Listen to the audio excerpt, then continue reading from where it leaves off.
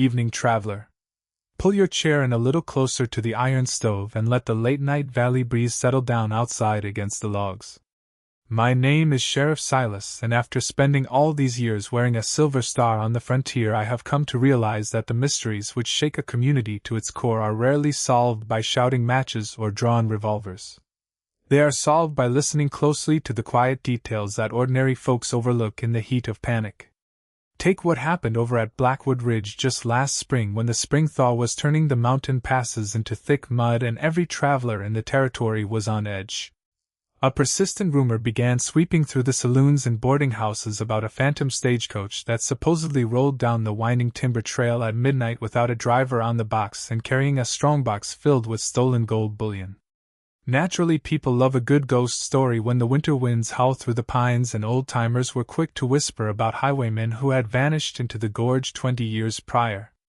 But ghost stories don't pay taxes, and they certainly don't explain why the overnight mail coach arriving from the northern junction was found sitting abandoned near Dead Man's Curve with its horses unhitched and the heavy iron treasure box completely missing from the boot. The stagecoach company agent Mr. Abernathy came pounding on my office door long before sunrise, looking pale and frantic. He told me, "Silas, the Midnight Express is missing $30,000 in minted silver coins meant for the rail construction payroll, and the driver Tom Higgins is nowhere to be found." Abernathy swore up and down that the horses hadn't bolted on their own because the harness traces had been neatly unbuckled with a sharp knife rather than torn apart by runaway beasts. That meant a living, breathing soul had intercepted that coach in the dead of night. The townspeople immediately pointed their fingers at a newcomer named Barnaby who had recently taken up work as a timber cutter near the ridge, and had been seen spending heavy silver dollars at the general store just a day before. People love a convenient villain when fear gets the better of them. But in my line of work, you never hang a man's reputation on tavern talk and finger-pointing. I told Abernathy I would ride up to Dead Man's Curve myself and take a look at the tracks, because truth is a quiet thing that leaves behind its own footprint if you know how to look for it. When I reached the winding timber trail, the morning fog was still clinging to the pine branches and the damp earth held every impression like a freshly baked pie crust. I tied my gelding to a sturdy cedar tree and walked the final 100 yards to where the abandoned mail coach sat listing slightly to the left in the mud. The heavy leather mail pouches had been tossed aside unceremoniously, but the small brass padlock on the treasure boot had been skillfully manipulated using a tension tool rather than smashed open with brute force.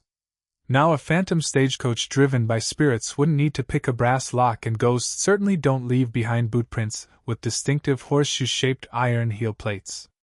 I crouched down beside the rear wheel where the soft clay had preserved a clear set of tracks heading away from the coach toward the old abandoned telegraph relay station down in the ravine. Those horseshoe iron plates matched the work boots worn by none other than the stagecoach company's own assistant dispatcher, a quiet fellow named Micah, who had helped load the strongbox onto the coach right before it departed the station. Micah had been working double shifts all winter, and everyone thought he was just a hard-working young man trying to build a stake for his family back east.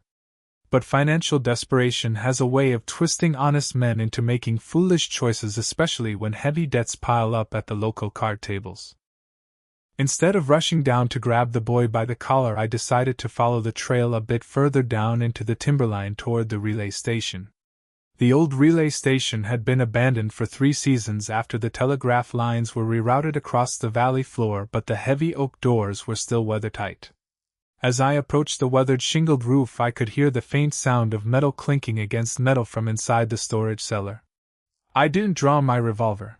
I simply stepped up to the heavy wooden door, rested my hand against the cold latch, and pushed it open with a steady creak.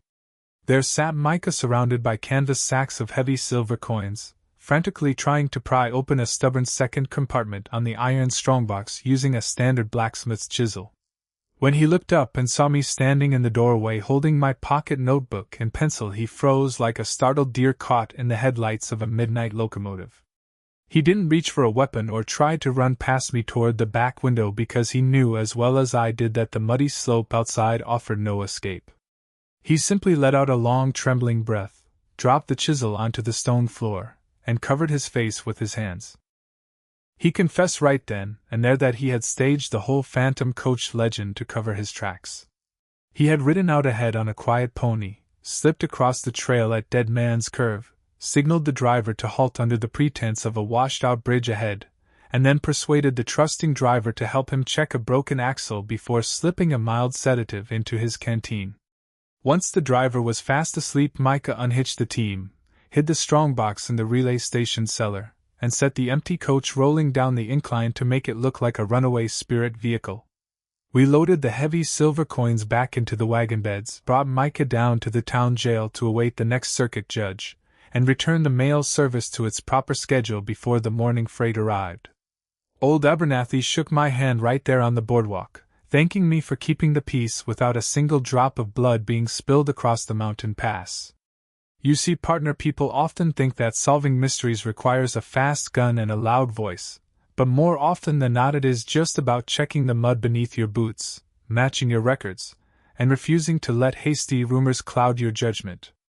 The fire in the stove is burning low, and the stars are shining bright and clear over the frontier ridge. Until our next case file is opened, keep your ledger clean, your heart steady, and your dealings honest. Good night, partner.